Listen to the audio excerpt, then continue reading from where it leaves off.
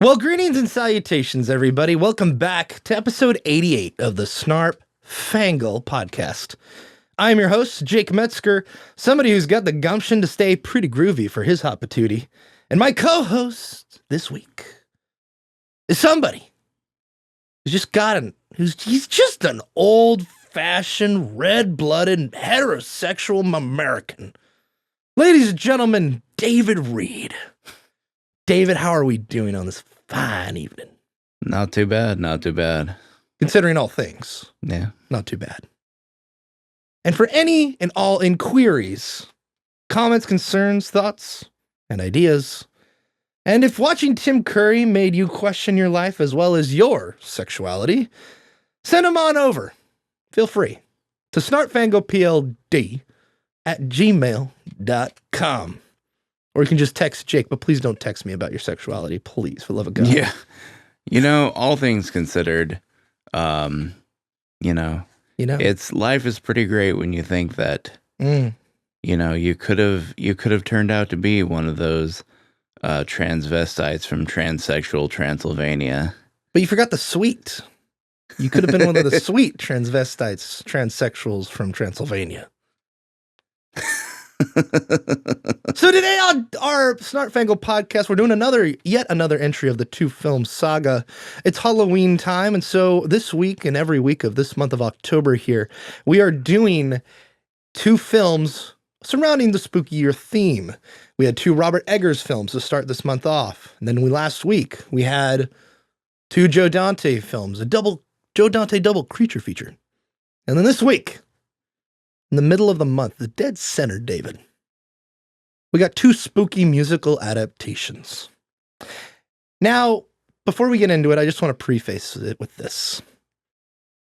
David hates musicals. Like, he vehemently hates musicals. And if you're looking at the thumbnail right now, you see exactly how he feels about after watching these two films. One, objectively, I think, better than the other. But he probably sees it. I don't know. We'll let him take the floor a little bit for right now, before we dive into the Rocky Horror Picture Show and Little Shop of Horrors. David, musicals aren't your thing. Explain to us why. I mean, it's just one of those things that I just don't enjoy them. Like, they have there's just a certain sort of quality that they have that I just don't enjoy. It's one of those things like, I'm reminded of a famous case in which back in the day, a book was basically, quote unquote, banned. I'm trying to think. I think it might have been Ulysses by James Joyce. I think might have been the book in question, but I can't remember the specifics. But in any case, it went before a court to basically determine, whether this book was truly objectionable or if it was, legitimate artistic expression. This was back in the day, because nowadays, like, people publish books with all sorts of objectionable content in them. But back in the day, the moral values that people had, they had a much stronger reaction to certain things being depicted in literary form than they do now. And so even though we've always had the First Amendment, culture goes both ways. The effect that a certain piece of media might have on the culture, definitely can have varying effects. But anyway, so this was back in the day. This book went before a judge, basically, like the publishing company, got taken to court, basically, and the judge had to decide whether this book was smut or not. Oh, that sounds like a fun game show. And, his response, his verdict, essentially, I may not be exactly quoting him. Like I said, details of escape me. But basically his response was, I can't tell you exactly what, I don't think he used the word pornography, but he was essentially talking about pornography. He said, I can't give you a definition of pornography, but I know it when I see it, and this isn't it. So I feel the same way about musicals. Not that they're pornography. Okay, well, that's good. But that they have this quality that I've been trying to define, but I still cannot. But I know it when I see it. And this quality just does not appeal to me. I don't like it. Okay. It's everything from the way they're written to the kind of music that is featured in them. They have a similar quality, all of them, you would say, in your eyes. Yeah, but it's not something that you can like. I'm not saying all musicals are the same, and there's no variety in musicals. I'm just saying they all have a quality, a certain something to them, something that is cultural or whatever it is that seems to define musicals, and I can't define it, but I know it when I see it, and I don't like it. That was a really beautiful analogy as we opened our podcast, David. Good job. So this week we're doing 2 spooky musical films. And the way this started out was I told David, I said, we were talking, we were brainstorming, we were just hanging out. And I said, hey, what 2 musicals would you want to watch, if any? So we went to IMDb list of top 100 musicals of all time. And David has no memory of this, so he's just taking my word for it. But I tell you the truth, ladies and gentlemen. I showed him, I went through the entire list and I said, Sound of Music, Guys and Dolls, The Music Man, Hairspray, Little Shop of Horrors. And he's like, maybe Little Shop of Horrors. And I said, all right. Well, you got, for some reason, The Lion King's on here. You also got Hamilton and The Heights. You got some more modern stuff. You got some weirdos that like the thing called Epic on YouTube, which is not terrible. And then you got Rocky Horror Picture Show. And David's like, maybe Rocky Horror Picture Show. And then sure enough, those were the 2 that he came up with. So he wrote it down. And then just so happens, we were in October. And so David said, oh, you know what, Jake, you really suffered by watching The Lighthouse again. And I really enjoyed that. So to be fair, how about you have me watch 2 spooky musical films and I suffer as well? So all's well in love and war, David. Yeah, and I mean, I remember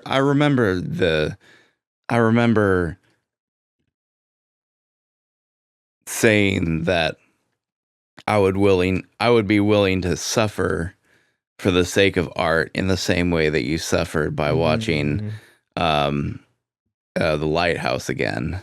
I do remember that much. Yeah. And I think I knew how horrifying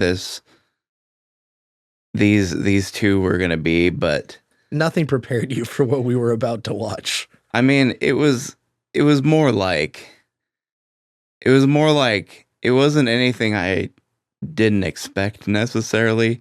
It was more just like I couldn't, like, knowing what was ahead didn't make it any easier to bear. Did you have any idea of what we were about to watch when we sat down and watched Rocky Horror Picture Show? I had an inkling. Yeah. I may not have known the full picture. The whole Rocky Horror picture, but I definitely had an inkling. Well, and your inkling was correct, which is our first film we're talking about today. So let's just dive right into it.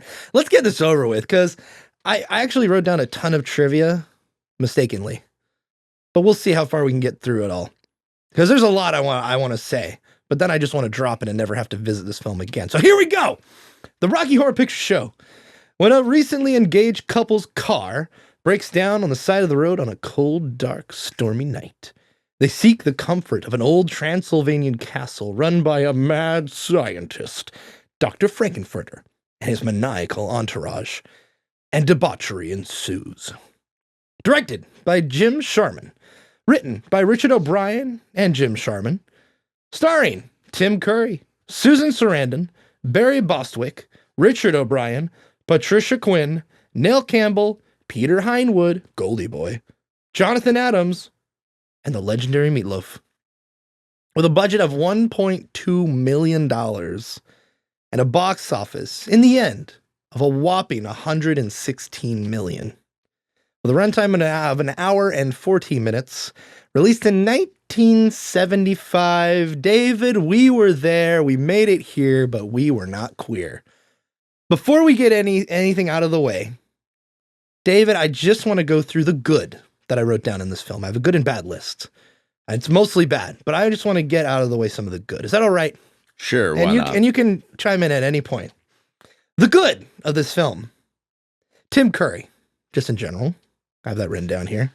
2 to 3 songs are, I would say, undisputed bangers. Maybe 2, maybe 3, maybe 3. The next one I have is the unconventional nature of this film. There's a certain beauty to it, but it has, well, we'll get into the bad. But there is an unconventional nature that I appreciate to this film. Next, I say here, you can tell it was made by someone with a crooked sense of humor, but it benefits this film and it has some really funny bits. For example, Damn It, Janet, and the scene where they look back and forth calling out their names, Meatloaf being a failed experiment by Dr. Frankenfurter, and Riff Raff pouring the glass of wine in that one scene.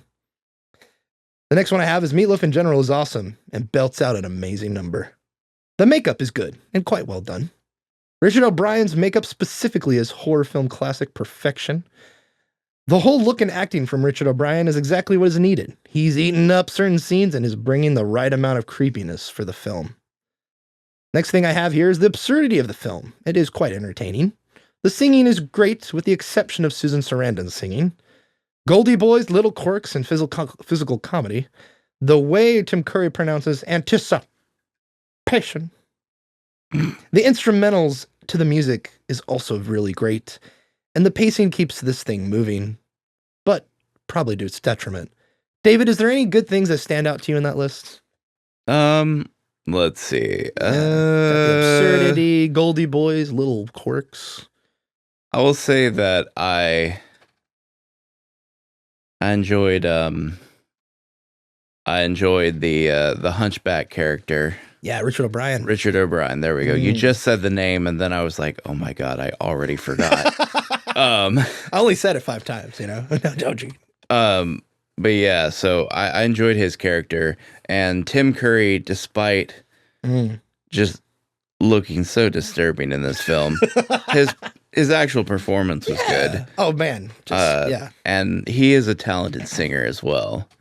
I'll give him that, even though I don't actually enjoy the music, because, like I said, it's all part of that musical thing that it has. I just don't like it, but. Objectively speaking, he does a good job singing. I'm not as actually fond of Meatloaf singing as you are. Yeah, I feel like he was just like, he seemed like he was kind of like at the top of his range and a little out of breath. Which I had that same complaint with Rick Moranis? Yeah, Rick Moranis in the other film too, for a certain song. So yeah. Didn't quite fit exactly into it. Yeah, so yeah. Other than my appreciation of the talent that went into this film, not much good as far as I'm concerned. All right, Dave. Well, before I get into my list of bad stuff, which there is a lot to go over, let's get right into it. What is your general thoughts about the Rocky Horror Picture Show? Gay! Gay! So incredibly gay. I'll tell you what, man. Well, actually, no. What do you think, David? I mean, that about sums it up. It's just... It's so gay. It's so incredibly gay. And unabashedly. Yeah, it's just like, oh. Definitely not our kind of thing. No, but it is what it is. Yeah. Yeah. Yeah, I'll tell you what, man. I was looking at the I spent about 4 to 5 hours total watching documentaries, watching interviews, listening to Tim Curry getting interviewed as well. Which there's some really good interviews actually out there of him. It's funny as we're recording this, and as this week of this podcast being published, Tim Curry recently. I think you mentioned it, David. I think you said you watched it. It was called The Enigma of Tim Curry, and it was I think Good Morning America put it out. It was CBS Sunday morning. Sunday morning. That was it. And what they did was they went to his estate and his house and they interviewed him. And the guy from Turner Classic Movies is basically pushing him around the wheelchair and giving a really good interview with him. That's quite heavily edited, but it's really enlightening to see him still have his humor, still have his wit about him, even though the whole left side of his body is paralyzed. Like, he's still there. And it was really cool to see that. In fact, there's an extended interview that's unedited that is about 30 minutes long that they did put out on YouTube. And I didn't get all the way through that, but I got to tell you, what a career, man. Like Tim Curry, dude, like he's earned his flowers. And this being the debut role of him was like, holy crap. Wow. What else is this guy going to do? And he goes on to have just a fantastic career and is super talented. I mean, he dropped out of college and got into the London performing arts scene and kind of, he says himself, he lied his way through it, saying, oh, I was in a couple of stage plays. And then he got into the London stage show and then started with the classic Hair, David, speaking of gay. And from there, it was just a crazy career. And then this came out and just exploded after the failure of it. But I gotta say, man, watching all those, but anyway, that's Tim Curry. But watching the interviews, there's an interesting documentary about the fandom of this movie, and it's basically like all the delinquents that were out in the middle of the night hanging out in New York, getting high, stoned, dropping acid, go and see this film, and they find their freak flag and they identify with this film. And turns out it just keeps spreading like a plague, David, and people just go and see this film for the, debauchery, for the sexual awakening that was in the 70s and all that kind of stuff that the boomers loved, But like, I got something to say to you boomers. If in the LGBTQ community, this piece of media is your best example of your sexual awakening and freak flag flying, you could have picked anything else because this was the big start of it. Come on, there's plenty of examples of albums and music you could have picked. Maybe some other films as well. And you pick this piece? Well, I think the reason why this is so powerful amongst the alphabet people is that its financial success sort of, I think, legitimized a lot of, shall we say, alternative lifestyles in the eyes of people seeing this film. It's less about it being like this is the pinnacle of art from the gay community and more like this, I guess, gave the gays of yore the courage to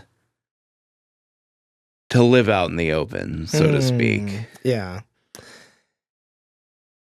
And what remains to be said, this film's not that great. It's not, dude. Like, I have some stuff written here. The plot makes zero sense. And sometimes that could be to a film's benefit, but legit, it makes no sense, like, at all. It's like they had no idea what they were doing. And it feels like the music specifically was written for an entirely different thing. Now, of course, this was a stage play beforehand. This was a musical on the backside of the upstairs room, the 60-seat theater of London, in London, And it was popular. It was a good hit. You had folks like Mick Jagger, David Bowie visit and go see this actual play before the film even existed. And the fact that they got connections in Hollywood to do this, and the budget was like $900,000. Like, it was really low. And they ended up doing it for 1.2. They were even talking about getting Mick Jagger to be in this film, but it was never pushed back of, oh, we thought of this guy. Um, Here's the thing, David. I don't know how I want to go into this topic. I want to ask you a question. The unabashed, like, sexual nature of this film, is this like, I mean, I don't know. The whole thing of like, don't dream it, do it, is like, is really cringy. Like, and I get it. This is the 70s, and this was a big awakening for a lot of people. But I don't really have an issue with I do have an issue with the quality of the film, of them touting this as being their like, oh my God, this is amazing. But also the fact that the kind of people that like tore up movie theaters and left messes in movie theaters for a lot of different cinemas out there to clean up after themselves. It's like, you guys aren't really making a good case for yourselves. Like, if you go watch the documentary on YouTube about the fan base, it's like, it became a kind of like the thing with The Room. And also, you can kind of compare the phenomena of this film to the phenomena of Minecraft Chicken Jockey of this year. No joke. Where there's popcorn and rice being thrown at the theater, screaming epithets at the screen, throwing rice during the wedding scene, people standing up and giving full performances during the film. It's like chaos. And it's like quite an experience to go see this at midnight with a crew of people. Totally get it. And people are in dress up and everybody stinks and smells like smoking weed and all that stuff. It just left a bad taste in my mouth. And I'm like, you guys are proud of this? Like, okay. I mean, having a good time, I'm not against that, but it's like, this is your, I don't know, like your purpose of existing? You're tying it to something like this? I don't know. What do you think, David? I mean, I think a whole lot of people are into a whole lot of things that I'm not into, and I guess I just don't think too deeply about it. This film doesn't appeal to me at all. And like you, the idea of like my movie going experience being ruined by people, just people being hooligans, it would make me want to never set foot inside a theater ever again. Yeah. But it's just, this is one of those things that life is strange, and you got to take the good with the bad. Yeah. Well, speaking of the bad, let's get through some of this list here. Killing Meatloaf. That was sad. That was really, really sad. Susan Sarandon's performance, she's horrible in this movie. She's so bad, like at every turn. Like, it was funny. I was watching the original cast of this film from the Broadway, who are the four main people, like Richard O'Brien, Patricia, what's her name? The two ladies. You got Patricia Quinn and Nell Campbell, and you got Richard O'Brien and Tim Curry. They were on the original Broadway. Or not Broadway, but the original London performance. And the studio's like, well, we want all American cast. And they're like, we'll give you two. We'll give you the two main people, which was Barry and Susan. And you could tell that they're not as talented as the other people on screen, which could be whatever. But like, just I guess the biggest issue for me in this film is the unabashed sexual nature of it. And like the whole like message in quotes. Like, oh, there's no consequences, just be you. And it's just weird. Like, it's just a weird movie. Like, when we were watching, I was like, oh God, Satan be behind me, like, Jesus almighty. Like, I get why there was satanic panic. And this was one of the reasons why. Like, yes, the devil was in the music, but he wasn't in the TV. He was being shown right at you through the TV. I don't know. Maybe something's welling up inside me from, the Jesus revolution that my parents went through, Maybe that's what's going through me. But regardless, moving on. Killing Meatloaf, I was really bummed out by that. Again, the two bed scenes, they don't add anything to the plot except for maybe him violating Brad, maybe, to the plot. But even then, it's like, why is this included? It's so disturbing. And in the 70s, it's like, damn, like, we're showing this? Wow. Again, there's worse things out nowadays. Totally. Hell, I just got done watching Peacemaker. And there's some, crazy debauchery stuff in that. But that doesn't bother me as much as this for some reason. And I can't explain why. I don't know, David. Save me. I don't know. Yeah, I don't know. Maybe just because it's the whole point of it was to offend. Yeah.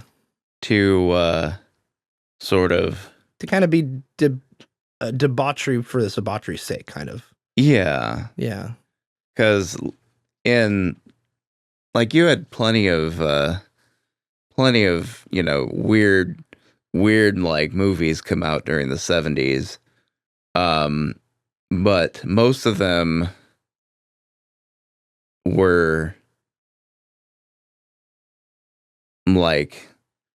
most of them didn't make as much of a sort of cultural splash as this one did. So this one, I think, kind of helped break into the mainstream the idea that you could do weird shit on camera. Yeah, and also, let's get to the music, because I know, you're not into musicals, I get it. I like musicals, I grew up watching a lot of them. There's some real cheesy ones that, to be honest, are guilty pleasures that are very little sense. There's also good jukebox musicals out there like Mamma Mia and a bunch of others as well. Oh man, I love Into the Woods. It's so good. Like, that's not jukebox, but it's just a dang good musical. But the songwriting, David, and this is actually, like, in my opinion, like, it's really bad. Like, I think that the time warp is the big shining example of a good song in this film. And I actually do kind of like Sweet Transvestite, but I love also Hot Patootie, Bless My Soul by Meatloaf. Like, those two, Time Warp and that, are like my bangers. And then even the ending song, there's something to appreciate there. But man, is it just held down by this like bad songwriting. And it's the reason why you put up with it is because the performances of Tim Curry, Meatloaf, Richard O'Brien, like, these people give it their all, and they're so electric on screen that you kind of just put the songwriting down and be like, okay, whatever. Like, they're giving a really great performance right now, regardless of whatever they're saying on screen. But I don't know. It just was like, that's one of the biggest things I think that is a failure that this film has. It's like Richard O'Brien, where he's coming from is a place of, I always felt more feminine, as he said in interviews, and I just wanted to express that on the screen, and man, she sure did, and in the songwriting. And I just feel like outside of Time Warp, there's not a whole lot here, unfortunately. You look at stuff like the next one we're doing, I could name like 3 or 4 songs that are fantastic, that do have electric performances, that also have good songwriting, because it was written by Alan Menken, by the way. But there's just better examples out there. And it's just, I don't know, there's more that could have been done. And I feel like it was kind of the cultural phenomenon and Time Warp itself that kind of shot this into the stratosphere. Moving on, though, the unfocused perspective of the film's plot, it's just very messy and makes no sense, which can be a good thing, again. In fact, I enjoy some of the absurdity of it. But again, it just, as well, has no meaning. And then finally, what saves this film is the iconic love I think people have for it. And without it, it's really not all that special. I think maybe if it wasn't such a huge phenomenon in theaters, this thing would have killed in VHS rentals and grew that cult popularity. I think regardless, I think it would have happened. But I think because it was such a cultural phenomenon, this film's kind of held up in a certain light that I think is just kind of tone deaf nowadays. Yeah. Especially with the fact that the generation that loved this film and went out and partied and dropped acid and smoked weed at midnight and then took somebody home and left the theater a mess and took somebody home last night and had, premarital sex and woke up at noon the next day all hungover. I'm sure that generation is really proud of what they did. I'm sure they had wonderful Gen X and millennial kids, David, that now have now go out and buy Pokemon packs and sell them on eBay for, 10 times the price. I'm sure they're very proud of the whole 2 generations that they left in moral decay as well as insane debt. I don't know. What do you think of all this, David? Yeah, I think, again, my parents were part of this generation. But they're kind of the Jesus Revolution side, not like the sexual revolution side. Getting into generational like putting generational politics aside, I think that, yeah, trying to look at this film as objectively as I can, like, I don't think it's like a particularly great film. I think its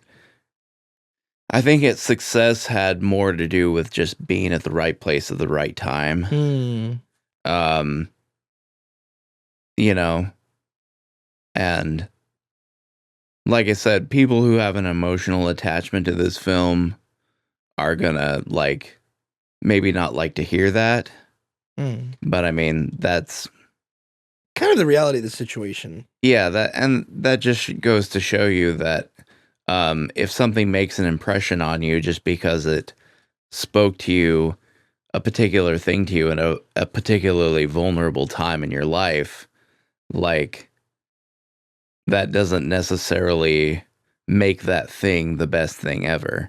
Yeah. It's just, so I think this film's appeal is pretty much mostly due to the whole right place, right time thing, like happening on a large scale. Like, it spoke to enough people at various vulnerable points in their lives that they all have got strong and emotional attachments to this film and turned it into a phenomenon. And that's my thought. And that's me trying to be as generous to this film as I can, like knowing going in that I wasn't going to like it no matter what. Like, I'm trying to be generous to this film and evaluate it as favorably as I possibly can. And my overall impression is that it's not very good. Yeah. I wouldn't say it's like terrible if like you like this sort of like, if you like weird ass gay musicals, then it's great. Well, I wouldn't say it's great. Not great. Like, there's like I said, if you like weird ass gay musicals, then there's certainly some enjoyment to be had here. But even if you like weird ass gay musicals, I feel like I don't think you can necessarily say that this is truly a great film. I feel like there's even better options out there, like especially nowadays. Like, I know this is kind of like the start of like, oh man, like Broadway, here we go, and just musicals in general, like super gay. There's way better options nowadays, and I get this started something, but even like as a fan of musicals, I'm not a fan of the, I don't know. You know it when you see it kind of thing, David, not necessarily a fan of that kind of stuff. But what I will say is, watching this film, there's some really funny things in this movie. Like, the whole back and forth of them calling each other their names is hilarious. And the whole concept of him making a giant buff German blonde guy that is jacked and covered in body oil is pretty funny. Like, it's stupid, but it's really funny. And the fact that he sets out to ruin these people's lives, Susan Sarandon and Barry Bostwick or whatever his name is, like, I get it. Like, there's some fun you can pull from this film. There's funny little quirks in the music. And especially the dude in the wheelchair. He just bursts through the wall. It's like, what? And the trivia behind that is they forgot to build a door for that part of the set. So they just said, okay, screw it. We're just going to cut some stuff out and just make him burst through the wall. Because why not? Like, there's some great stuff in here. Especially Meatloaf. Oh my God. So short-lived. Let's be real. We love Meatloaf around here. But anyway. Besides that and the time warp, like when the time warp started, David, like as a fan of musicals, you hear that the guitar start and you're like, oh, we're in for something special. And then I'm like, oh, it's the time warp. It's this song that I've heard for years, and I never equate it to this because I never knew where it came from. And so that's pretty all right. And like the instrumentals, again, for this whole musical are pretty dang good. The guitar, the piano, the drums, I can appreciate all that. But the whole gawkiness of this film for lack of a better term, is like, it just ain't my cup of tea, as the British would say. So anyway, I think that's all I really have to say about this movie. Let's get into the trivia, shall we? Indeed. Number 1, Tim Curry has been described as quite the opposite of Dr. Frankenfurter, very thoughtful and soft-spoken. His boisterous projecting mannerisms and booming... This is IMDb trivia, by the way. Just saying. This ain't Jake writing it. So take it with a grain of salt for facts. And the way they write it, some folks are a little gawky themselves in writing these. Booming voice are part of the inner demons that needed to be brought out of him. For his dynamic acting roles throughout his career. All right, we're moving to the next one. When this movie first opened, it had a traditional release with afternoon and early evening screenings. It bombed. Meatloaf said he attended an opening week performance with writer and director Jim Sharman in the Midwest, and the theater was empty except for them. Midnight screenings, though, became popular in the mid-70s, and the word of mouth began to spread that the midnight audience might enjoy this movie. It began showing at midnight in a few cities and became so popular that it has been shown continuously in movie theaters since 1975, making it the longest theatrical run in history. So, it's so crazy that a grassroots movement... At first, it was a marketing ploy by Warner Brothers that said, 20th Century Fox, that said, okay, there's a marketing guy that's like, okay, I think if we do this in midnight, we can get the right amount of people and enough people to make actual money off of this film. And he was more than right. It was actually really genius what he did. And as a result, we got a really organic growth of this film. And all the freaks came out of the woodwork for it. Pretty genius, not gonna lie. Again, in the end, $116 million off of a $1.2 million budget. That's pretty nutty. Because of time and budget restraints, there was very little coverage shooting extra footage to edit into the final movie. And most scenes were edited in camera with only a few takes per setup. One exception was the Rocky Horror birth scene, where they were trying to mimic the style of the old Hammer movies and Frankenstein. So they took shots from multiple angles and edited them together to heighten the intensity of the scene. So what we get in the movie is kind of what all we had, is basically what they're saying. Tim Curry modeled Dr. Frankenfurter's voice off of Queen Elizabeth II and his mother. Oh, okay, David. Speaking of which, here we go. You ready? On the criminologist's desk, which, okay, fine, our doctor, who's our narrator, there are 2 framed pictures. One is of Franklin D. Roosevelt, and the other is Ronald Reagan, who had yet to become president at that point. So it was Ronald Reagan. I told you, it was Ronald. But why? I'm pretty sure when you showed me the pictures, I'm pretty sure I said, one of them looks like, I think one of them is Roosevelt. I'm pretty sure I said that. Well, I did too. I said, yeah, that's Roosevelt. And then the guy behind him, you're like, oh, well, that's this. No. I was like, no, that's Reagan, brother. Or, I don't remember. I'm trying to look up who the governor of California it was in 1975. I think it was Reagan. I could be wrong. I mean, it makes sense. It was Ronald Reagan. Oh, wait, what? Yeah, it was Reagan. 67 to 75. And he had Brown. All right, moving on. For filming, core sets for the finale had to be doubled for the pool scene, with one version drying while the other was worn on set. Craziness. Let's see.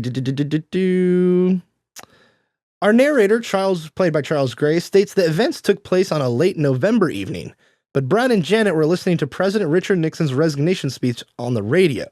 Nixon's resignation took place on August 8th, 1974. Richard O'Brien cleared up the continuity error, claiming Brad had recorded it and listened to it regularly.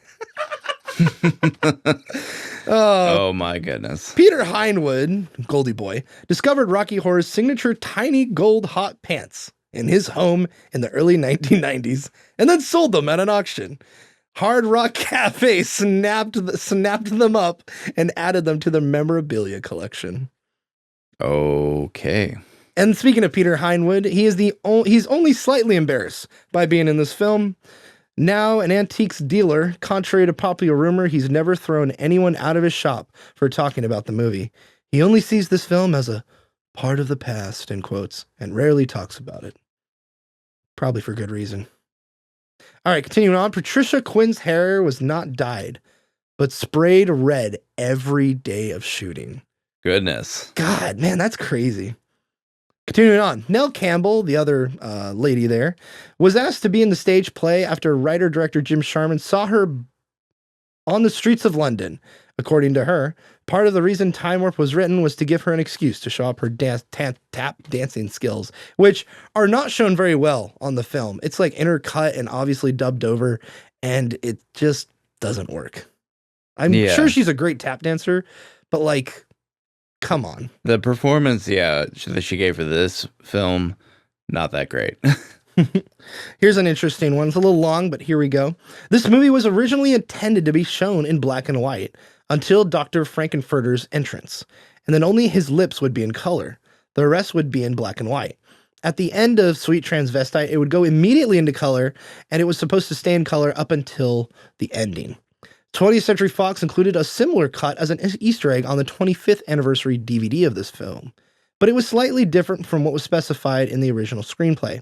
It was black and white up until Riff Raff opens the door revealing the Transylvanians, kind of a Wizard of Oz moment.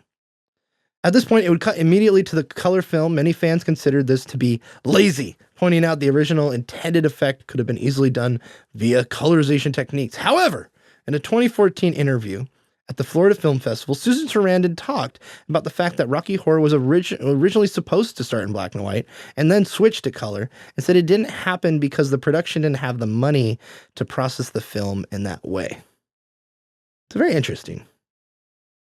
Yeah, I feel like, what was it, Sin City that kind of did that? Yeah. Black and white, except for everything that was red. It's a cool thought.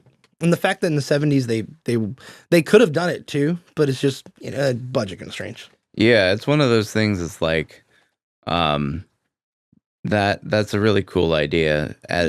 Honestly, I feel like would have really helped this film if they had been able to do it, because it would have added a little bit more. It would just added a little bit more artistry to it. Yeah, I mean, they're obviously paying homage to like Frankenstein and the Invisible Man and all these other stuff. And they even have the old RKO picture logo plastered in the background on a projector in the ending sequence.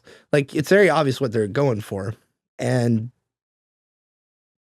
they do commit to it, but it would have been cool to see it in that way, All right, continuing on, Richard O'Brien was concerned that Meatloaf might not be able to handle Hot Patootie, bless my soul. O'Brien brought out the music and handed it to him, saying, "It's okay to flub a few lines. No one in the London cast has ever sung the whole thing correctly anyway." Meatloaf looked at it, replied, "What's the problem?" Then sang the whole thing without skipping a beat. Continuing on, speaking of Meatloaf, according to him, preparations for the motorcycle scene led to several on-set accidents. His stuntman drove the motorcycle through the scene, including up and down several steep ramps. The bike fell off the top tier and landed upside down, pinning the stuntman underneath. Meatloaf and the crew ran over and lifted the heavy bike just enough to move it off of him. The stuntman did not move for some time, but eventually opened his eyes and told everyone he was okay. He later told them that it was an old stuntman trick to make sure he wasn't suffering any pain or serious injuries before moving. It also scares him. To get shots of Meatloaf riding the bike up and down the ramps, the crew rigged a wheelchair that would hold a set of handlebars and motorcycle windshield in front of the camera as Meatloaf drove it around the set. Oh, and then his stuntman tried to catch him as he was flying towards the floor and shattering the camera and the windshield. As the stuntman attempted to catch him in the wheelchair, the ramp caught the stuntman's leg and caused a serious fracture. Meatloaf also got a deep cut on his head, which makes me wonder, is that real blood in the scene? Is that like from the accident, or was it just makeup, Yeah, who knows? Yeah. Shortly after Rocky Horror is born, Magenta says to Dr. Frankenfurter that Rocky is a triumph of your will. And this is a subtle reference off the famous Nazi propaganda movie, Triumph of the Will. All right. Probably because Goldie Boy is Aryan. That's my guess. But speaking of the connection of these two films a little bit, Steve Martin auditioned to play Brad Majors, but it went up to Barry instead. All right, let's see. Where do we want to go? Okay, so this is interesting. The set had no heat and no bathrooms. When Susan Sarandon told the studio heads they told her she was complaining too much. She caught pneumonia after filming the pool scene in her skimpy outfit. According to Richard O'Brien, she was shaking with fever and, quotes, should have been under medical supervision but refused to stop working. And continuing on, according to interviews, Patricia Quinn only took a role in the play because she loved the opening song, science fiction double feature. She was upset she didn't get to sing the song in this movie, but agreed to lip sync the words as the pair of red lips that we see in the beginning of the film. The time warp was originally written for the stage version to fill space. The original production was only 40 minutes long. It's very short. And finally, 21, when Frank is attacking Riff Raff with the whip, Tim Curry is actually cracking the whip against the floor in front of Richard O'Brien. However, at one point, Curry got a little too close and accidentally hit O'Brien. And you can see a slight grimace on his face on film when he does it. And that's all I got for you, David. All right, thank God. Any final thoughts on Rocky Horror Picture Show, David? Sucks. It sucks ass, man. Man, this movie was bad. We looked at each other in horror as we're watching this film, especially with, like, it wasn't the drop of the cape from Tim Curry that bothered me. It was everything after the drop of the cape that bothered me. Like, oh my God. And the whole, like, two bed scenes, it's like, ugh, yuck. I don't like this. The dinner scene was quite funny, though. I'll say that. But the whole ending sequence, with them being aliens, David, it makes no damn sense. What the heck, man? Like, I don't know. I'm just like, this is the 70s. This makes no sense. So anyway, that's Rocky Horror Picture Show, y'all. Apparently, everybody loves this film except us. Which I'm okay with that. Yeah, I'm okay with it too, so. But let's get something that's actually good. So let's get straight into the greenery and talk about Little Shop of Horrors, the director's cut. When a total eclipse of the sun, happens on a brisk September's day, Seymour happens upon a strange green plant that soon encapsulates his fears, wants, and desires as it tries to take over the world. I'm a rumor weed. Yes, it's true. I'm the rumor weed. Directed by Frank Oz. Written, I forgot to write down who wrote it. I don't know. So, oh well. It was written by a couple people, I believe. I think it was 3 or 4. Starring Rick Moranis, Levi Stubbs, Ellen Green, Steve Martin, Vincent Gardenia, Tanisha Arnold, Michelle Weeks, Tisha Campbell, and guest starring Jim Belushi in the theatrical cut, as well as John Candy and Bill Murray. With a budget of $30 million and a box office of $39 million, runtime of 1 hour and 34 minutes of nice brisk time, and then released in the year 1986. David, I want to know, what do you think about Little Shop of Horrors? Well, let's see. Leaving aside that it's a musical and I hate musicals, I will have to say this is a big improvement over Rocky Horror Picture Show. Yeah. It's pretty entertaining. Yeah. It's very entertaining. Like, wow. I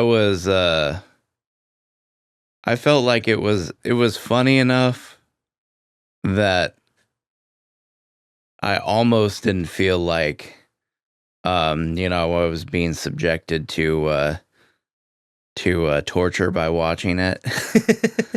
So they did a really good job with this one, I have to say. As speaking as someone who doesn't like musicals, but trying to give it as unbiased of a review as I can, I have to say that this is a well done movie from a filmmaking perspective. Yeah, I mean, Frank Oz being the director really caught me off guard. remember watching this as a kid and then seeing that name and be like, wait, what? And then as an adult, I'm like, oh my God, this is, because I believe he also directed a few of the Muppet movies as well. But I think seeing his name really adds something special to it, especially knowing that this is about a puppet plant, you know? Or even, not even puppet, but like insane puppet contraption, as we'll get into the trivia. But like, dude, the music, it's got that malt shop quality, catchiness to it, set in the 60s, man. And it just like, little shop of horrors. It's like, oh man, we're in for something good here. And then you get into it and you have the, you know, the three Greek chorus, you know, these three chicks doing this opening song. And then you get into the story. And yeah, I guess you could say you could critique Rick Moranis's level, but like Ellen Green is just fantastic in this movie. And it's like, her singing's amazing. Her voice is so incredibly annoying, but just perfect for her role for some reason. And it's like so absurd and like dark as well. And the highlight Levi Stubbs as this plant creature with the amazing puppetry and the sets, dude. Like I was starting, because I was in the kitchen when we were starting this the other night when we were watching it. And then I rewatched it on the drive home. And don't worry, I was looking at the road. But like the quality of the sets, the money that they spent is on screen. Like $30 million in 86. That's a lot of money. Gremlins was only like 12, I believe. And they spent a lot of money on this movie. But man, you see every dollar on the screen. Like, what do you think of like the you know, the puppetry, the quality of it, the filmmaking techniques, the humor of it? Like, what really stood out to you outside of the music? What really stood out to you in this film? Yeah, I would say that just the everything that went into this film was like, it was very apparent that they put a lot of effort into doing this film as well as they possibly could. Like, this is the kind of film that requires an amount of effort that I don't think would be put in today, at least not by Hollywood. Yeah. And also, speaking of amount of effort, I was looking at the bloopers. I'll send them to you later, but it was a set of bloopers that was narrated by Frank Oz. And he's like, oh, in this scene, this happens. And I go into it a little bit too, but like, holy crap, man. Like, I'm looking at the timestamps of each scene as he's going through it, and they're going through somewhat chronological order. They started filming in like, I want to say like November, October of like 84 or no, 85. And then they go into like May of 86 because they had to do the pickup for the ending. But like, it was months and months of shooting. And you got to hand it to Rick Moranis and a lot of other cast members and crew. And that's one point that Frank Oz makes point. He's like, you know, this guy really had a good attitude the entire time. And it's really hard for your star when your star is not in a good mood, like everybody's in a bad mood basically. But this guy was like just super professional. Even Rick Moranis is like, Steve Martin is the best person you could ever work with. Like, there's very few people I can say that about, but like Steve Martin was such a class act and is just like, again, electric, kind of like Tim Curry's performance in Little Shop of Horrors. No, Rocky Horror Picture Show. Sorry, I'm tired. Rocky Horror Picture Show. Steve Martin brings it in this movie, and it's just awesome. But yeah, the amount that they took to film, the effort of this puppet is insane, especially some of the bigger like sizes of I almost said Maurice, of Audrey too, is like, I just can't believe it was even done. Like, wow.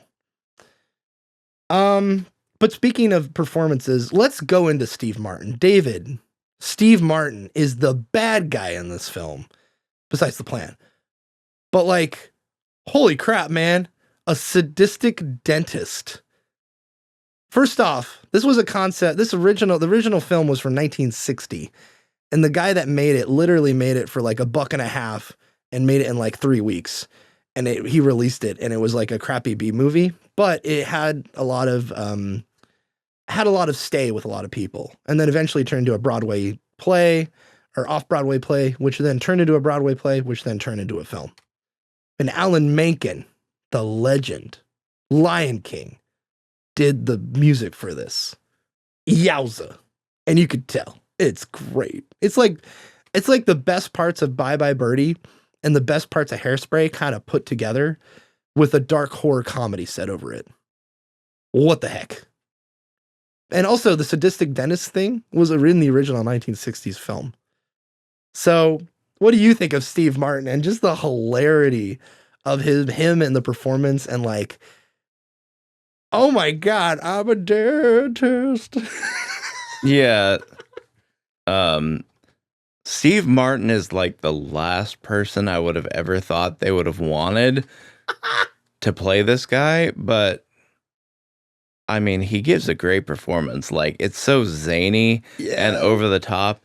It's like, it's one of those things, like, I wouldn't want it for like a villain in like a serious movie. Mm-hmm. But what he does here, given the overall tone of this film, it really works. Yeah. Like, dude, like his whole, like, you think like, oh, he's this evil biker guy who's like part of Hell's Angels, right? And he's in front of this blue screen, and then he parks his bike forcibly using the force, he parks it and just has it stop.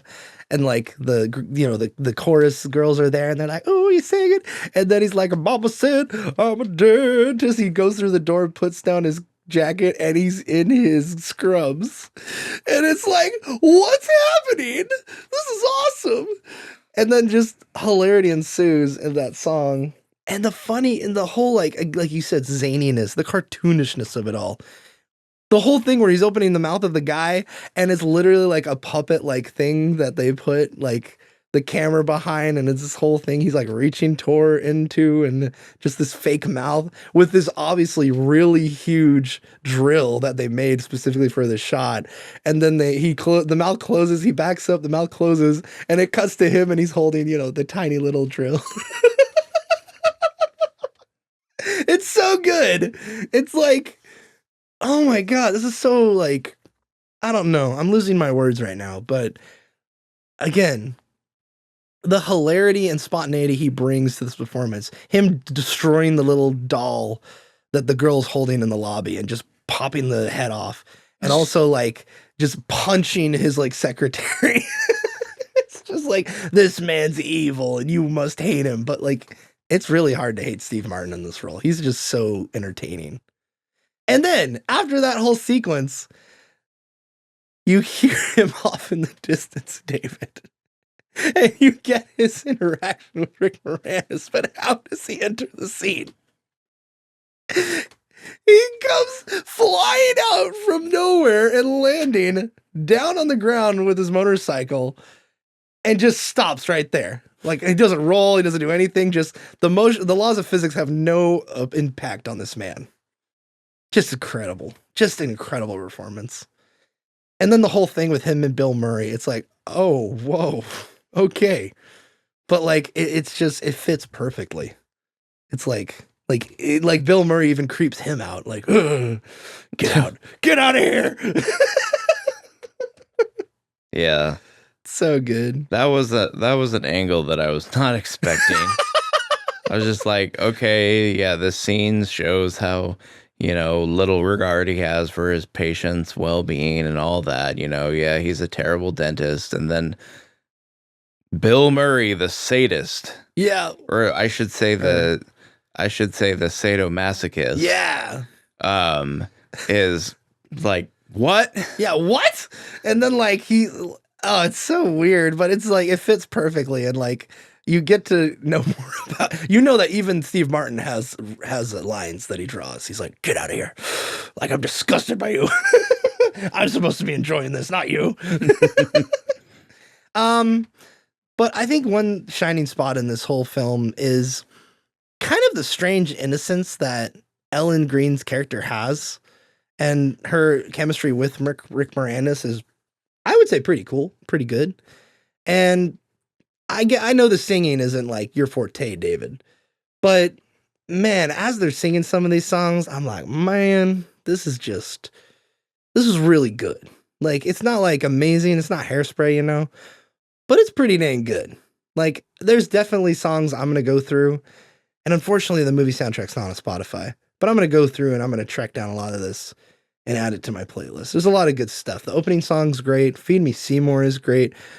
Green Mother from Outer Space. Like, it's all just really catchy. And of course, Steve Martin's song. In terms of the music, this movie's great in that sense. But let's get to the plan. So you saw this, I'm guessing, did you watch this as a kid, David? You watched it at some point. Yeah, I know I've seen it at some point. I think I must have been a kid when I watched this, because I don't really have a whole lot of memory of it.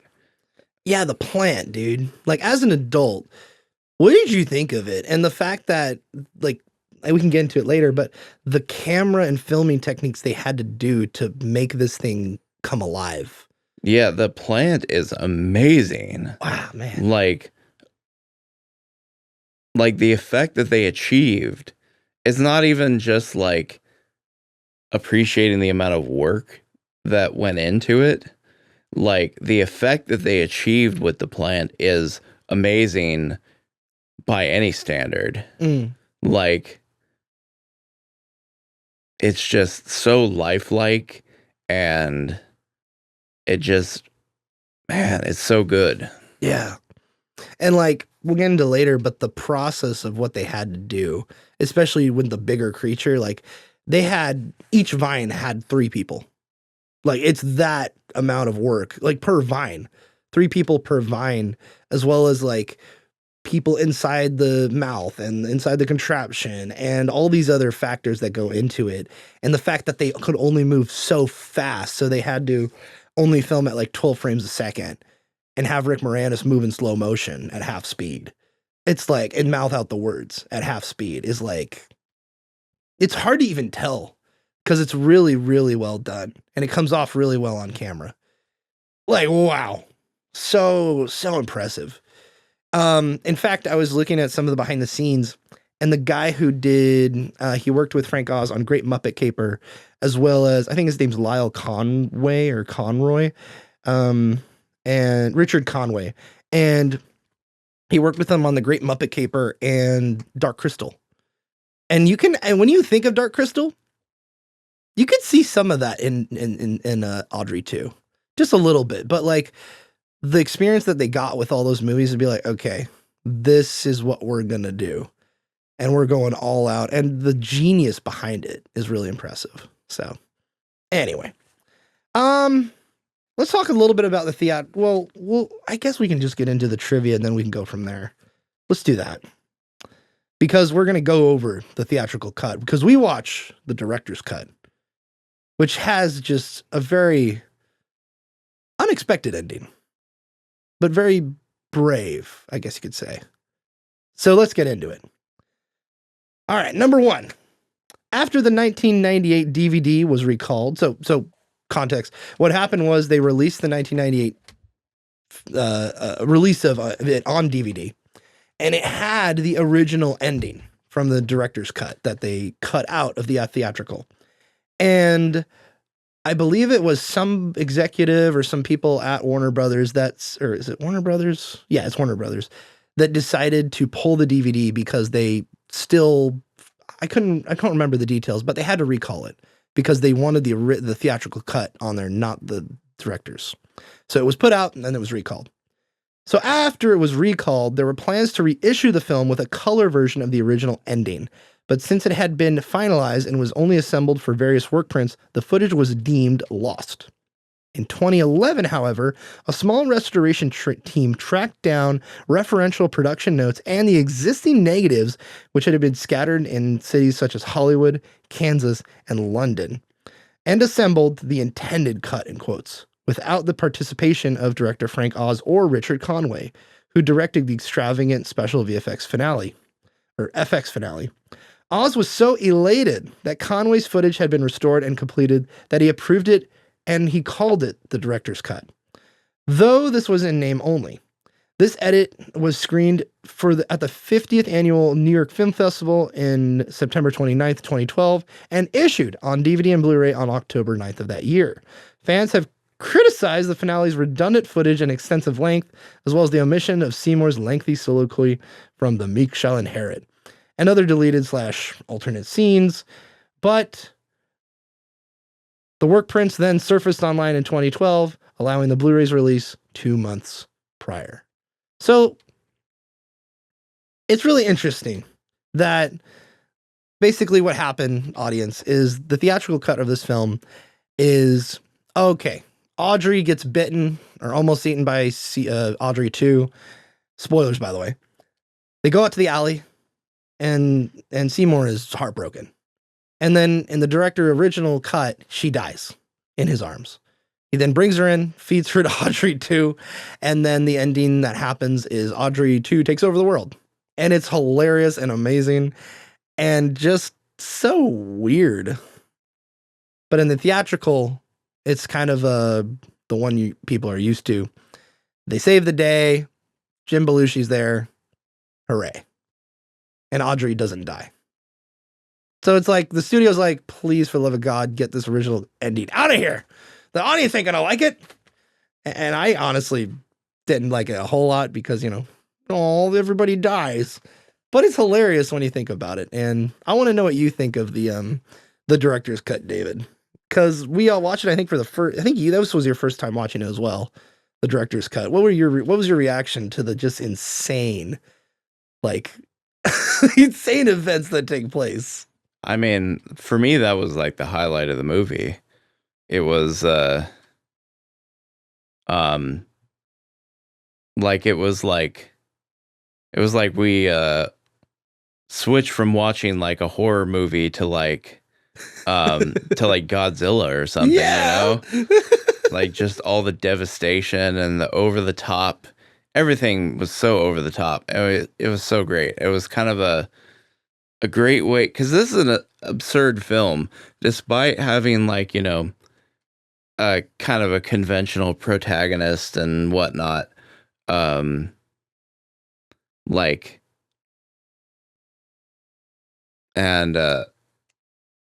It's a very absurd film if you actually look at how the story is structured. So it makes a lot of sense that the film should end in a very absurd, over the top way. Yeah. So yeah, I think Frank Oz was right on with the ending of this film, and it's just one of those things studio intervention in filmmaking is both a blessing and a curse. Yeah. It can save films, it can rein in stuff that just would have been just a little bit way too there. excessive, and sometimes it can do damage. In this case, I think the original ending, or the theatrical ending, just does not do this film justice. Same with it's the same kind of thing with Blade Runner. Yes. The whole idea that there could be, oh my God, there's ambiguity or some kind of bittersweet melancholy to the ending. Unacceptable. The audience is not going to take that. It's one of those things. It's one of those things, you have to take the good with the bad. Yeah. Because it's without the studio meddling in films, Star Wars would have been an unwatchable mess instead of the modern classic that it is. And without Marcia. Is that her name? I think so. Marcia Lucas? Yeah, his wife at the time, basically heading up the last minute re-edit of the film. Mm-hmm. And then you have other examples Oh, what was I gonna say? Barely Peltzer. But what was I gonna say? Oh yeah. You had I think this was less the studio meddling it, and this was more like creative differences. But you have what's it called? The Shining. The Yeah. Shining. What's his face? Jack Nicholson. Oh gosh. Oh, Kubrick. Kubrick, Yeah. Stanley Kubrick made some adjustments to the characters and the story emphasis from Stephen King's original novel when adapting this film. And Stephen King was not pleased about that. In fact, Yeah. he ended up putting out his own little TV series that was, basically his whole sales pitch on it was The Shining the way it should have been done. Kind of a thing. So he was salty about that change. But to me, Kubrick's changes are definitely to the film's benefit. Yeah. So it's one of those things that's like sometimes stuff interferes in the creative vision of an individual making a film or adapting a film or what have you. And it's like it can be a good thing or a bad thing. And it's just like, man, you just gotta take the good with the bad, I guess. Yeah. And in the case of Little Shop of Horrors, it's definitely a bad thing that the studio decided to meddle with it, but also it worked out well in the end in that the director's original vision was eventually released to the public. So yeah, it's the one we rented on Amazon last night. So it's not like the way the intended ending is forever lost or anything, or by any stretch of the imagination. But at the same time, it's like, the director's cut ending is what should have been the ending from the beginning. Yeah, I wish there's a shred of me that wishes there was a little bit more hope in the ending, but it's like, nah, this is just a monster movie. This is a creature feature, or let's embrace it, And it's also kind of same with Rocky Horror Picture Show, paying homage to the old monster movies in an unsuccessful way, but they do it anyway. With this, it's like paying homage to the old like you said, Godzilla and King Kong and all that stuff, where it's like these creature features that are like, tale as old as time, and it's what Frank Oz and all them grew up watching. So it's like they want to pay homage to the old Hollywood, in that era. So it's pretty cool.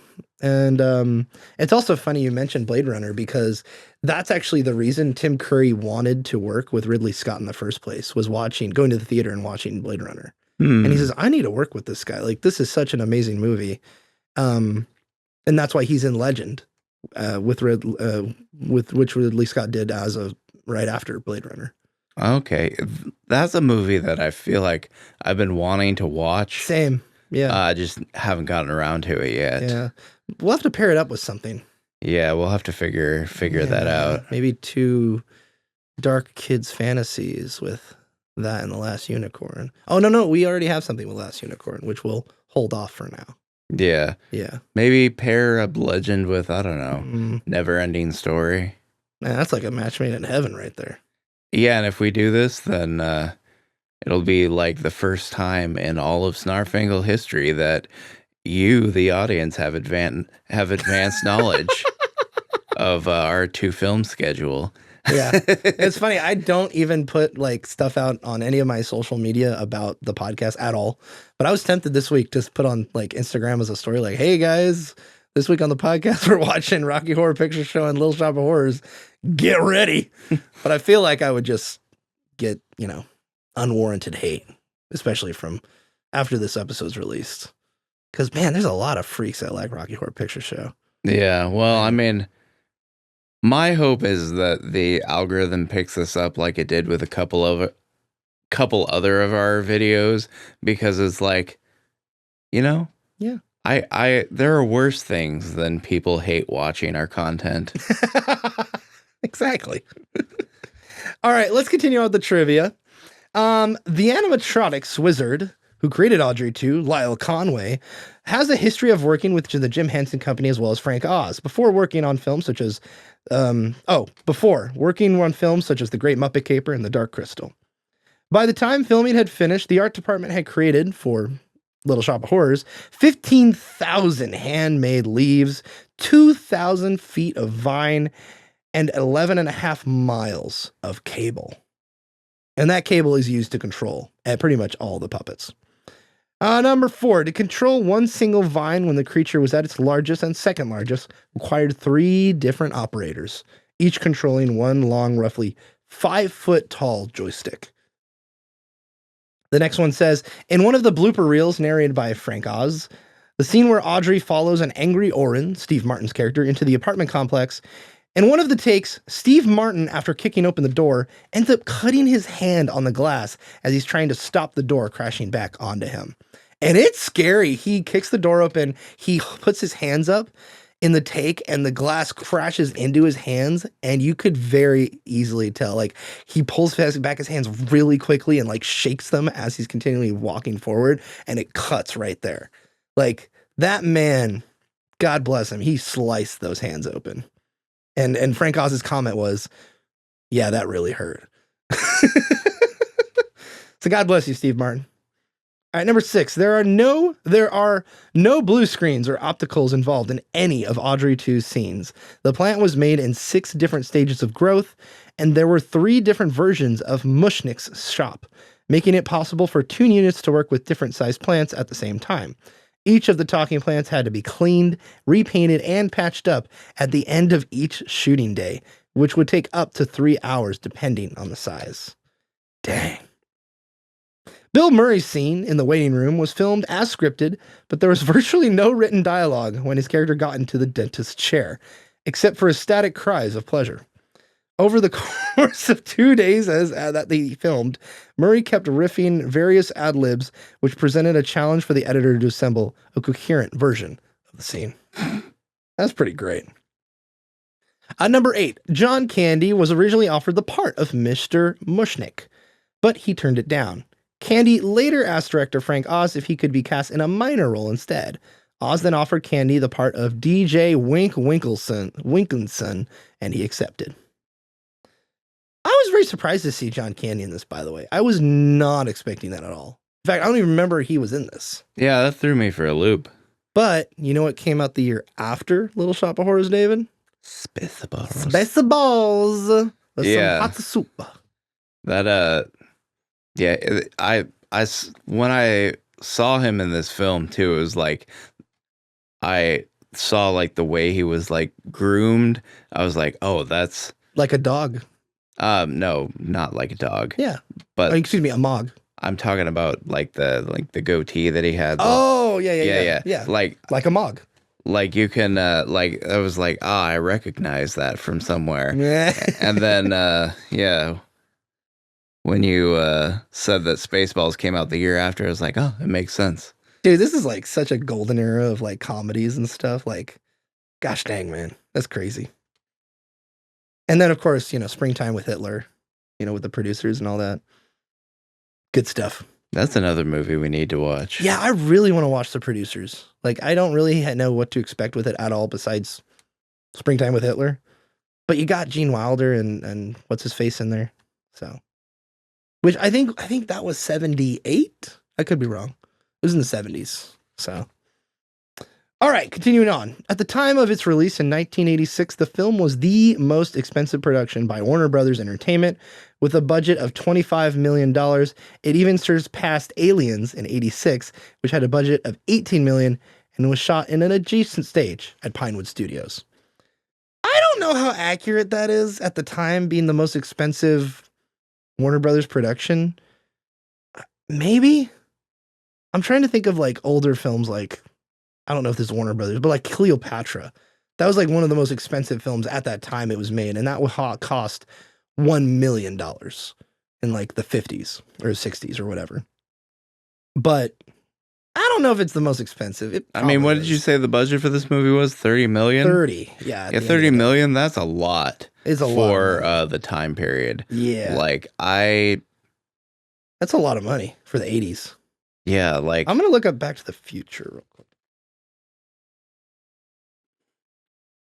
Cuz I don't think there's many films even outside of Warner Brothers that from that time period or before that would have topped that kind of budget, Yeah, even Back to the Future the year prior was only 19 million. And then the two sequels that followed up had a combined of 40 million. So they basically kept the same budget per film. So interesting. All right, let's see. What's next? The puppeteers who designed and operated Audrey 2 were veterans of the Jim Henson Company. One of the operators was, in fact, Brian Henson, Jim's son. The scenes in which the two largest Audrey 2 puppets are performing with the actors are filmed at a lower speed. First at 16 frames per second, then at 12 frames per second for the final number. This means that the actors had to move and lip sync in slow motion. And you can tell in some of the scenes, but man, I'll tell you what, during the end of Feed Me, when he's like, that guy looks like, what's he? That guy looks like plant food to me. That guy looks like plant food to me. Like, it's really hard to tell it's half speed. Like, it's really hard to tell. Like, you're going to have to be looking for it. There's some parts that you can tell, especially in the ending performance. But, man, the execution of the whole idea of Audrey 2, pretty well done. Yeah, that's another thing, too, is being a fan of 90s alternative rock. My previous experience with seeing things that were filmed at half speed and then sped up is mostly includes Primus. Two of their music videos for their singles, two of their singles of the music videos that they filmed for those songs, like both of them were the same thing. They were filmed at half speed and then sped up during post-production. And it's like that was done intentionally, not because they had to, but it was actually done intentionally. And like you can just really tell because like all the movements are really jerky and like they look very unnatural. Like I'll have to show you one of them maybe after we're done with this so you could see it, because it's like you can really, really tell that the footage was sped up. And then like this movie though, there's almost no trace of it at all. Yeah. It's like seeing like what sped up footage can look like versus what this looks like. Oh my God, it's amazing. I'm sorry, David, I have to bring it up again, but shout out to Epic Rap Battles out there who did the epic rap battle that they did, which was Theodore Roosevelt versus Winston Churchill, which is, I think, one of the best ones they've ever done in terms of writing, performances, technique. They end the battle with, and the way they filmed it was this. It goes into black and white and it's slow motion, but the way they filmed it was they filmed it at twice speed. So they filmed it normally, but then the actors performed the song. They played the song at twice speed in the studio when they were recording, and the people had to do all the movements and mime to lip sync to it. So what they did was they filmed it at regular speed, but sped up the music, so they had to do it really quickly, and then they just slowed that down by half.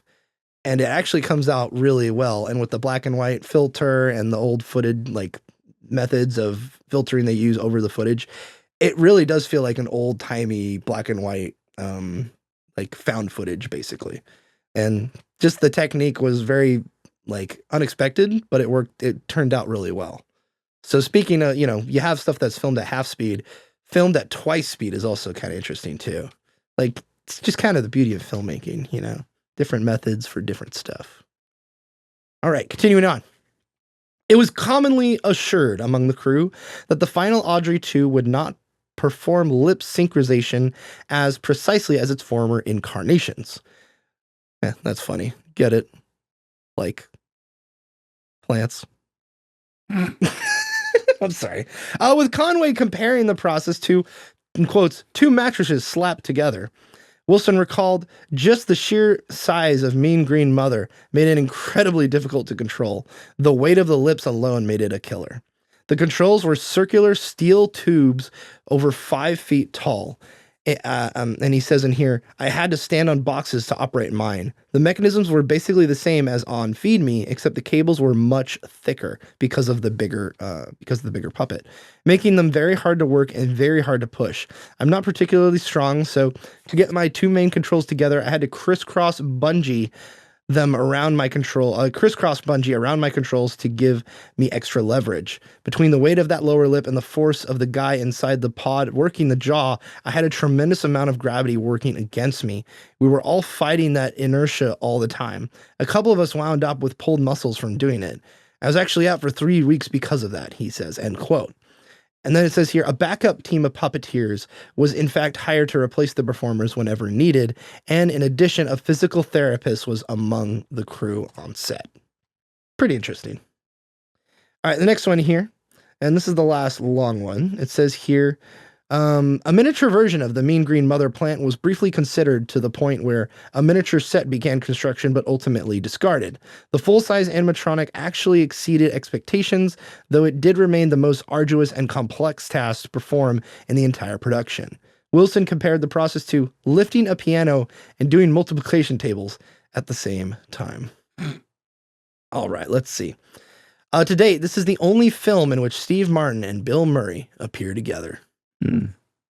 Number 15, Steve Martin plays a dentist here, which he would also go on to play a dentist in the film Novocaine in 2001. Number 16, during the May 2022 NPR Tiny Desk concert, man, that's definitely, it rolls right off the tongue, featuring the cast of the off-Broadway revival production of Little Shop of Horrors, composer Alan Menken told a story about how they developed part of the plot. He says in here, here's a story about Little Shop that people should know. Howard, his writing partner, and I were trying to figure out how Seymour would commit the first murder. I had an idea. Because my dad growing up was president of the New York chapter of the American Analgesia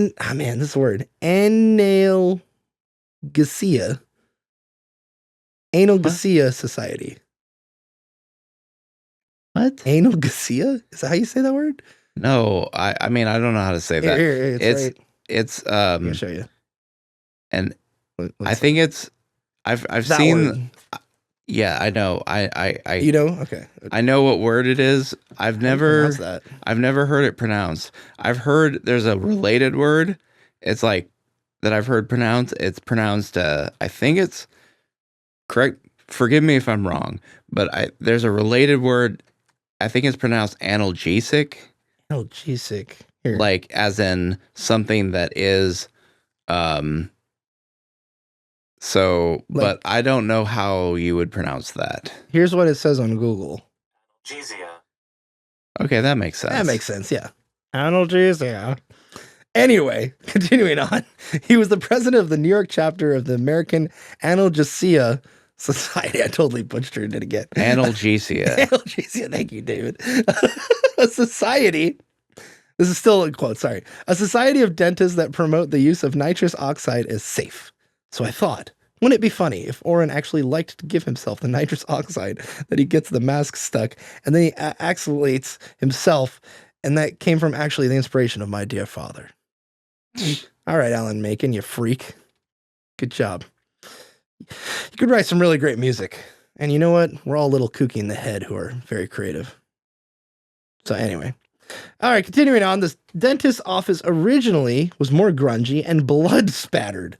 But those details did not go over well with test audiences, and so the set was cleaned up and scenes reshot for the final film. And they redid a lot. They did a lot of reshoots for this movie. It's probably why it was so expensive in the first place. Continuing on, speaking of the dentist's office, the young girl leaving the office with her jaws wired shut before Bill Murray's scene is Heather Henson, daughter of Jim Henson. Number 19, wardrobe and props were obtained from New York thrift shop. This is really interesting. Oh man. Wardrobe and props were obtained from New York thrift shops in order to attain a period of realism. The most difficult items were to find were garbage cans. So set decorator Tessa Davies drove around in a truck filled with new cans, and whenever she saw an old one outside of someone's home, she stopped and offered them to trade. In quotes, she says, "People thought I was crazy." So she would buy brand new trash cans, and to get old trash cans for the sets in this movie, she asked to swap out their trash cans. That's hilarious. Making the film work and providing community service all in one. All in one. Yeah. What was the thing we watched and it was like, oh, Ghostbusters wasn't popular in New York because the crowd was bitter at it, because I think the trivia said something like the people of New York were somewhat bitter at Ghostbusters because they closed down streets for like a extended period of time during shooting. So that's why Gremlins outperformed it in New York City when they both came out on the same day. Interesting. All right, so continuing on, the shot pulling away from Audrey after the song Somewhere That's Green was so long that it required 2 cranes, one placed on top of the other. To pull it off, the camera actually shifts a little when the one crane stops and the other takes over. I didn't notice this, but that's crazy. Like, the extent they're going with this whole production is really impressive. All right, we're almost there. Mean Green Mother from Outer Space, written for this film, is the first Oscar-nominated song to contain profanity. As a result, when the song was performed at the Oscar ceremony by Levi Stubbs of the Four Steps, it was edited, replacing some more risque lyrics. And I actually watched it. They did take out the one where he's like, "I'm from the Black Lagoon and I ain't take none of your shit." And then he replaced it with something about Frankenstein and King Kong instead. So it's interesting. It's still a great performance. Levi Stubbs, by the way. He kills it. He's so good in this movie as the voice. All right, finally, the last one I got for you. The dental tools used in Dr. Oren, I don't know how to pronounce his last name, Dr. Oren's office during Bill Murray's famous scene would again appear in Batman 1989. They're the tools used on Jack Nicholson's Jack Napier/Joker after he fell into the chemicals. And coincidentally, The Little Shop of Horrors in 1960 was Nicholson's first movie role in which he plays the masochistic patient. Interesting. How very strange. Yeah. I didn't know that Jack Nicholson was in the OG film. Yeah, it's like I thought his first film role was Easy Riders. Or maybe Easy Riders came out before. Yeah. I don't know. Let me look it up. Easy Riders? Easy Rider or Riders, I can't remember. 1969, I think. Oh, that was 69. So 1960 was Little Shop of Horrors. Oh, okay. So interesting. Yeah, I was all this time was laboring under the impression that Nicholson's first film role was Easy Rider, but Easy Rider also has our favorite Waterworld villain in it, Dennis Hopper.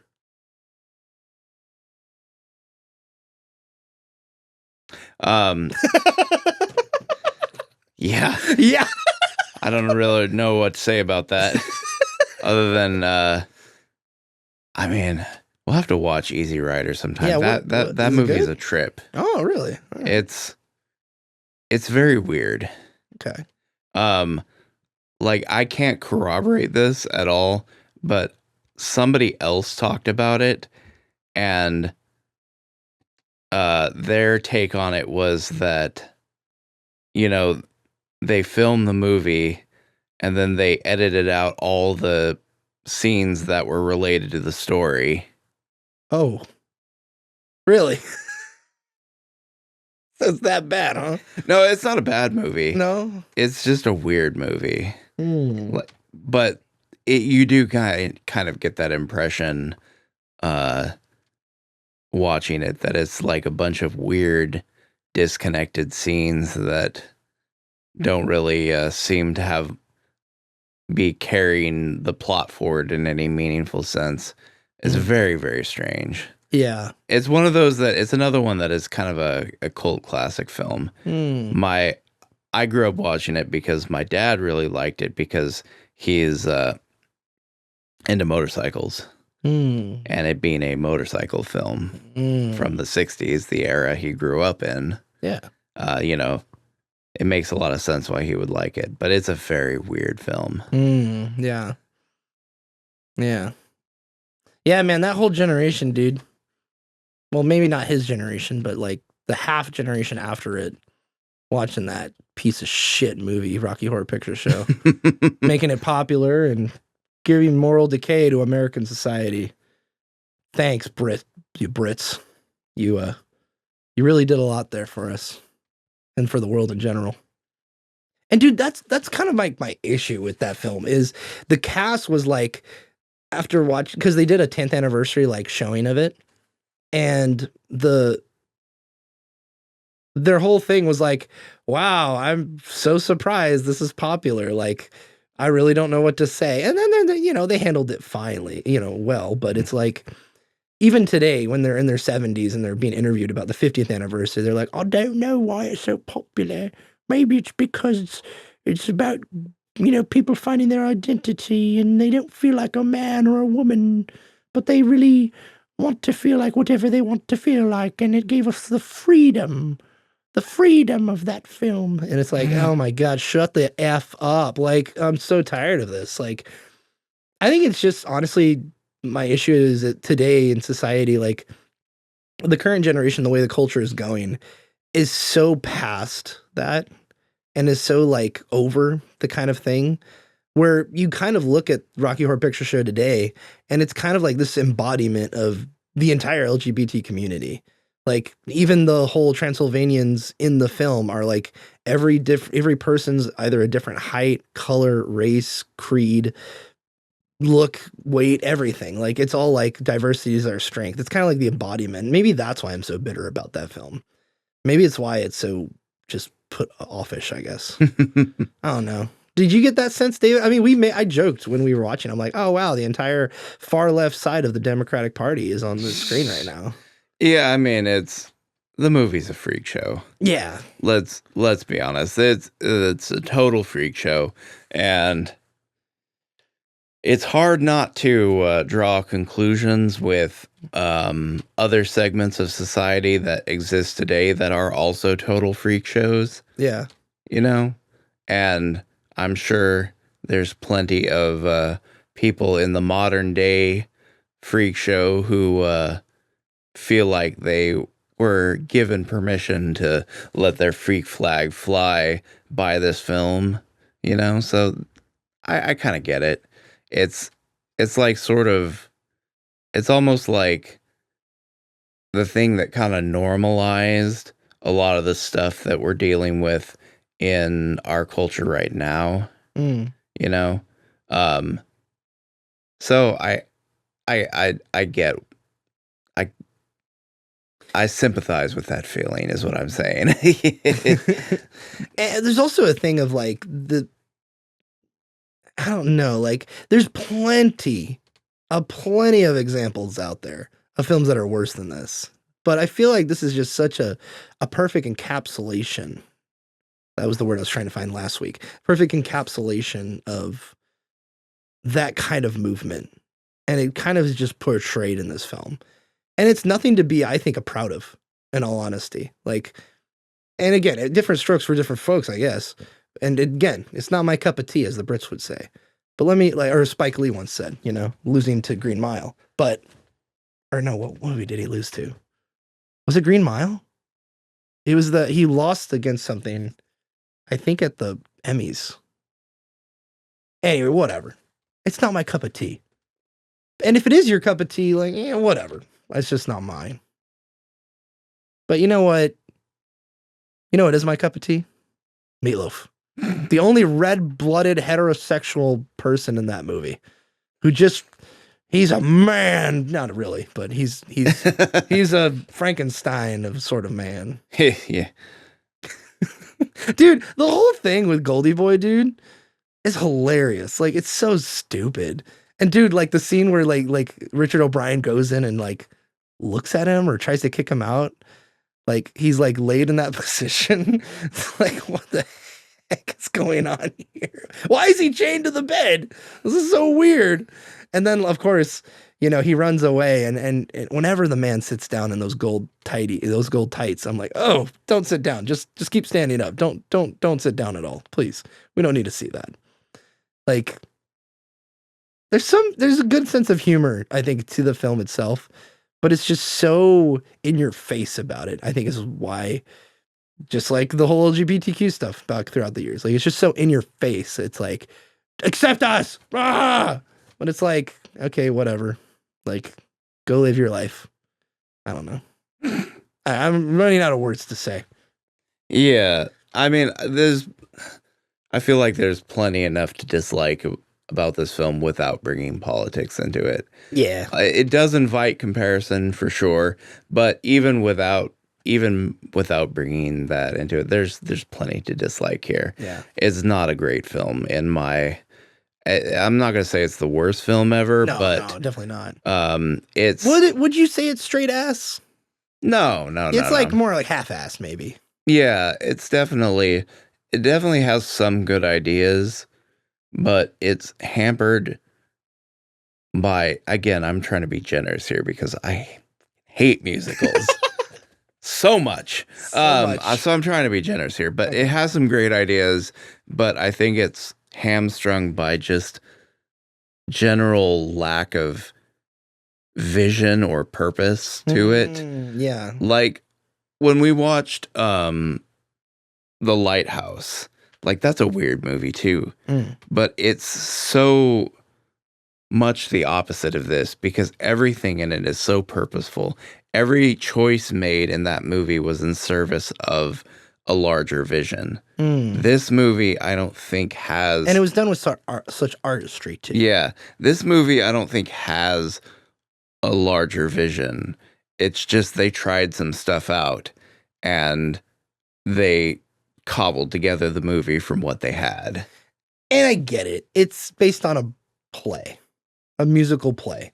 And not all musical plays make sense. And I think that's kind of the detriment to a lot of musical adaptations is a lot of them just don't flow well as a movie, but they're popular because the music's popular. Mm-hmm. I think Mamma Mia is probably the closest film adaptation I've seen. I haven't seen everything, but I would say that and like Annie actually tell a really good story, and a story that's like has a good reward at the end and is investing as well. Which, speaking of Annie, Tim Curry is also in. Man, what an awesome dude. What a great career. Indeed. Did you ever listen to, I think Angie actually might have given you CDs of them, but like the series of Unfortunate Events audiobooks? Did you ever listen to any of those? It might have been a little after your time. I read series of Unfortunate Events. Like, I think when I was in high school. Did you ever listen to the audiobooks? I never listened to the audiobooks. Tim Curry narrates them, dude, and that's how I read them growing up. We're just listening to him. He performs every voice, does every single like every character, and he's really great in it. But anyway, Tim Curry's just great in general. And he's great in Rocky Horror Picture Show, but it's just like, oh, wow. And with that, ladies and gentlemen, we'll bid you adieu. We'll say goodbye. Hasta luego. Or is it hasta la vista? I mean, you can say say both? either. All right, hasta luego. And remember, if you decide to do or don't do the time warp again, just remember that whichever you decide to do, whichever side you end up on, just don't forget, with diligence and class, finesse, to Snarp Fangle on. Bye-bye now.